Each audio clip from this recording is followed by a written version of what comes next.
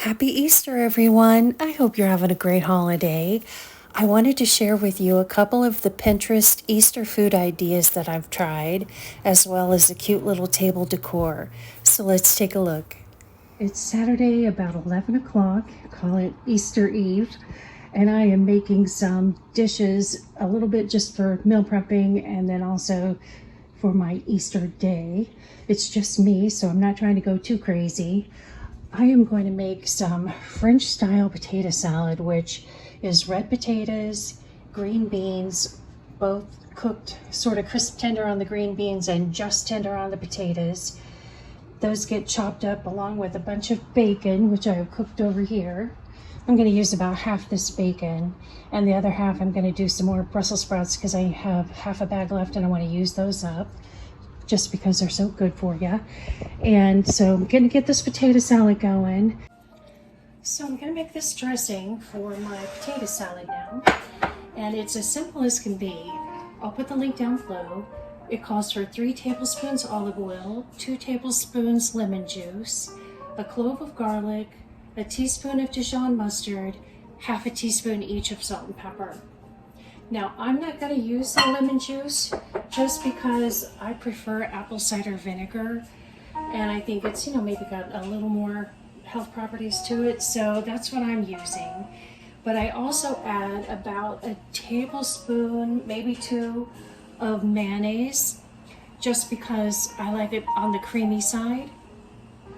And I'm only making about half of a recipe, so if you see me using a little less on the ingredients, that's why.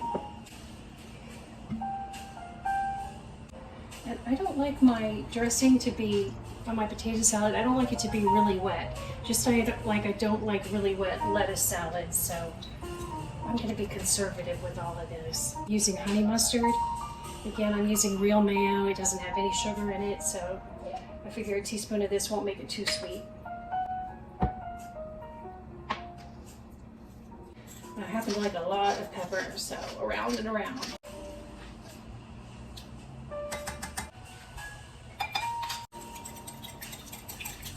Because I put mayonnaise in here, I'm going to whisk it a little longer to make sure there aren't any lumps in the mayo.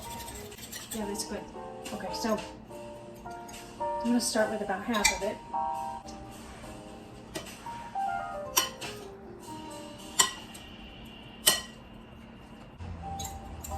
I'm just going to go ahead and add the rest of this. And probably what I'll do is throw some kale in with this when I serve it, at the moment I'm eating it. And just to, salad it up a little bit. Now I'm going to add my bacon.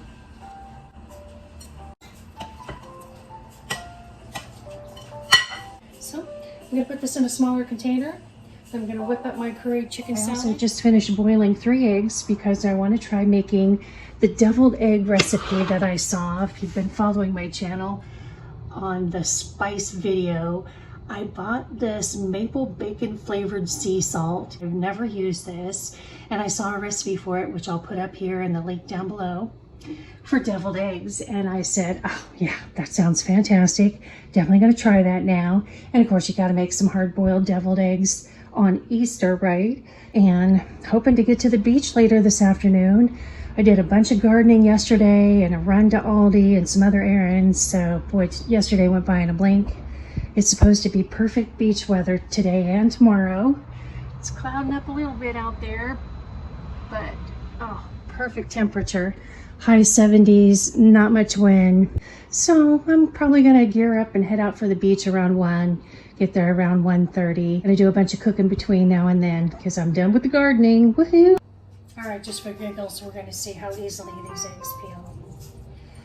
One tip that I have heard is start on the chubby end because there's a little air pocket there, and that'll help the peel get going. It does seem to work most of the time. I boiled these for about 10 minutes and then put them in cold water. The shells are coming right off, so I can't complain there. All right, so this recipe using the Publix maple bacon sea salt is a little different than I've seen before. Aside from this flavorful salt, It calls for sriracha powder and the juice from green olives, which I've never seen in a recipe for eggs before. I'm gonna skip the sriracha because you all know I am no kind of spice girl, but I'll go with everything else it's calling for. So we're gonna start off with the salt because that's the star of the show, right? It's 1 teaspoon. Now this recipe is for 6 eggs. I made 3, so I'm cutting everything in half. So I'm going to do about a ½ teaspoon of this salt. I'm thinking that would be great on a pork butt roast. All right, it calls for 2 tablespoons of plain Greek yogurt and 2 tablespoons of mayo. Well, I'm going to go with 1 tablespoon of mayo. I have this yogurt that I got right after I came back from the holidays, I think for a quarter. I need to use it up. A teaspoon of the olive juice, so I'm going to do ½ teaspoon. All right, it calls for 1 to 3 teaspoons of Dijon mustard. That's a pretty big range. I'm going to go with ½ teaspoon. All right, and now just a little black pepper. So now I'm going to give this a stir. That's pretty liquidy. I think because my Greek yogurt wasn't all that thick for Greek yogurt. So I think what I'm going to do is put these little yolks in another dish and then add that liquid as I go. Just because I don't want to get too much on the front end. You know how it is. You can always put more in, but you can't take it out. These yolks, you guys, these were brown eggs that I got at Aldi because they were cheaper than the regular eggs at the time by about 50 cents. I think I paid $2.36 for the dozen. That was maybe a month ago. And these yolks are so golden and beautiful, aren't they? Just gorgeous. Isn't it interesting how God made chickens to lay unfertilized eggs and lay one every single day if it's the right time of year and it's a young chicken. So that's how you know God meant for people to eat eggs, but in my opinion, because why else make them lay all those eggs, right? I can't wait until I can own property where they allow you to have chickens. I'm gonna give these a smash in the usual way. I popped over to the cooler section just to check out of curiosity, and I was pleasantly surprised to see Aldi eggs are down to $2.06. I don't know, have they been dropping in your area this past week? I haven't gone to any of the stores because of the shopping I did last weekend, so I haven't priced them anywhere else. But a week ago they were, I think it was $2.54 they were down to at Aldi, down from $2.78, and now this week $2.06. Maybe that was for Easter, I don't know. Gotta have a break somewhere, right? All right, so there's those beautiful yolks. I'm going to taste test this sauce. Interesting. Salty between the maple bacon salt and the little bit of brine from this olives. Definitely on the salty side. But I'm okay with that. I would say though, if I made this again, I'd leave out the olive juice because I don't think it really adds anything except a little more salt. All right, so I think that's plenty wet. I don't know about you guys, but I don't like my deviled eggs to be too wet. And I only used about a total of maybe 1 tablespoon. How cute is this little tray, you guys? I got this years ago at Marshall's, Home Goods, one of those. And I just love it. Now for the really fun part, the decorating part. So I'm not out of bacon, but I'm glad to have used up what was in my bits and bites again. And I just popped out to the garden and gave some of the green onions a haircut. This is way more than I need for my eggs, but you know, maybe I should throw some of these in on top of my potato salad. That would be really pretty. I think I will. So a little bacon first. The bacon is the delicious part. And God bless the chickens for making these beautiful eggs, because they really are pretty, aren't they? Yeah, I love this. It's so simple, but it looks so impressive on this cute little tray. Of course, I'm only going to impress myself and all of you sweet people watching this video. All right. Extra fabulousness never hurts. Oh, how cute is it? It's so stinking cute. All right, we're going to do a little digging in the fruit bits and bites bin, because I want to make a carrot cake. And I have pineapple in here for goodness knows how long. And I might need to get my veggie bin out because I have a bag of shredded carrots in there. Yep, definitely got to get the veggie bin out. Okay. I used half this bag of celery in my chicken curry salad today. There's some carrots. Might need a little more, and I still have most of the bag of shredded carrots in there that I bought a week or two ago. So I'm glad to get those out of here. They were taking up a lot of room. On with the doings. These have to thaw out before I can make my cake. So maybe this evening. So I had to make the ubiquitous Easter carrot cake, and I decided to go with little mini bundt forms, and the cream cheese frosting is my favorite. I did a little bit of carrot, lemon, and crushed pecans on top. I'm not sure how well those carrot shavings will hold up, but I can't wait to try one. Another Pinterest food idea I couldn't wait to try were those adorable little Easter bunny dinner rolls. So this is kind of a standard dinner roll bread recipe, and once it's risen, cut it into 12 pieces, roll those into logs, and then shape them into the little bunny form with a twist at the top for the ears. Hold back enough dough to make little balls for their tails. Easy enough, right? All right, guys, there are several things about this recipe that have inconsistencies. And one of them is that it says it makes 6 bunnies, but it tells us to cut the dough into 12 pieces and use 2 of those pieces for the tails. So that would be 10 bunnies, but we'll see how this shakes out after the dough raises. So what I'm trying to show you here is, I don't have one of those expensive, heavy KitchenAid mixers with a dough hook, so I do things by hand.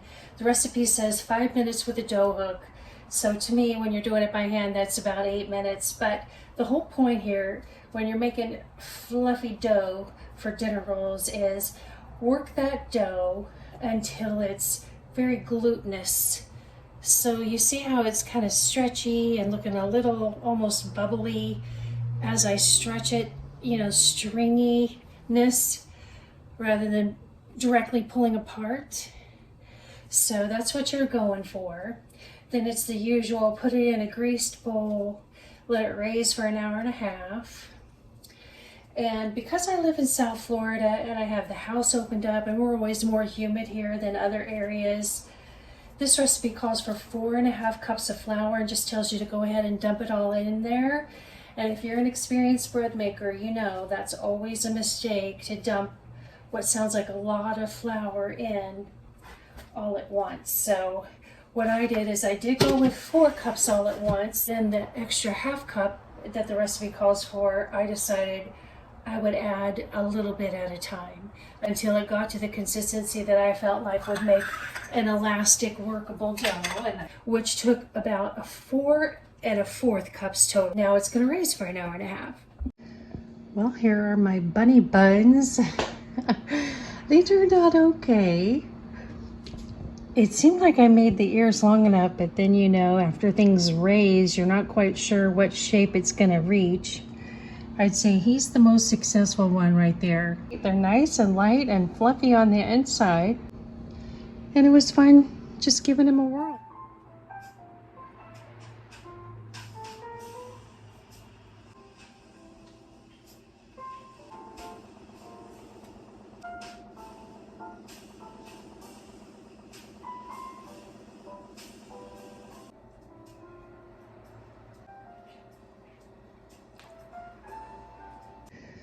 Well, guys, I tried to kind of shortcut the ears on these bunnies because I only had 1 can of cinnamon rolls. And the moral of the story is you have to use a lot of extra cinnamon roll to get the ears to turn out right. This guy turned out the best because I used the most cinnamon roll. And the ones that I kind of just tried to make a little V, they baked flat and looked silly. So I've got 2 that kind of look like bunnies and 4 that kind of look like mistakes. Oh well, it's just me. Happy Easter. So if you've been following my channel, you know that I had created this Easter eggs in a vase tableau, and I had used some real stems from outside, but of course those died off and started making a mess. So when I took those big tulips back to Michael's the other day, they had these beautiful stems on half price. I decided, you know what, I'm just going to get 2 of those because that allowed me to not have to pay a penny, because the tulips I returned equaled exactly what these stems cost. And they're sort of a pale apricot creamish pink. The 2 weren't quite enough to fill it out as much as I wanted. So I used some of the stems that I took from nature and just went outside and took off the stuff that was kind of falling. So I've got about 3 natural stems in here mixed with the 2, and I think that's just about perfect. And I kind of like how these look like they're about to bud out, even though we know they're not. But I don't like the way the eggs don't come up very high in the vase. So I decided I would get some of the Spanish moss that I snagged at one of my listings, which is growing all over the trees there in that vacant house, and put it in the bottom of this vase. I'm gonna do that, kind of get that nest effect. And I'm gonna put my glass, my little juice glass, back in the bottom, which I wrap some tissue paper around to keep it upright inside that juice glass, because there's not a lot of stems. Oops, that should be better. Oh yeah, that's so pretty. Gotta say, I love it. All right, so I'm gonna throw these eggs in as best I can.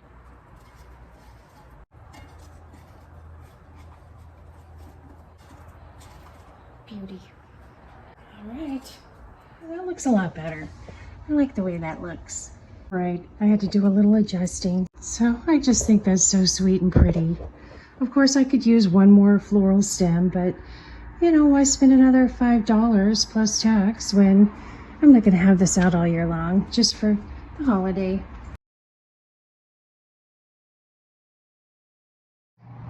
Ellie wants to play too. So I just love that. I think it's so pretty.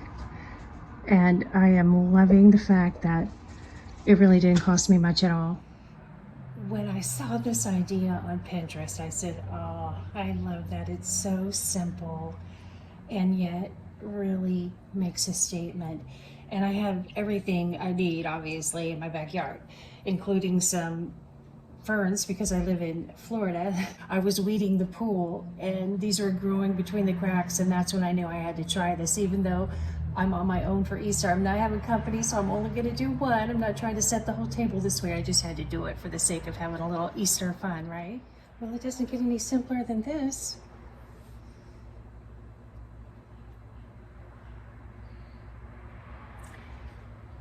And yet it makes such a nice little statement on the table.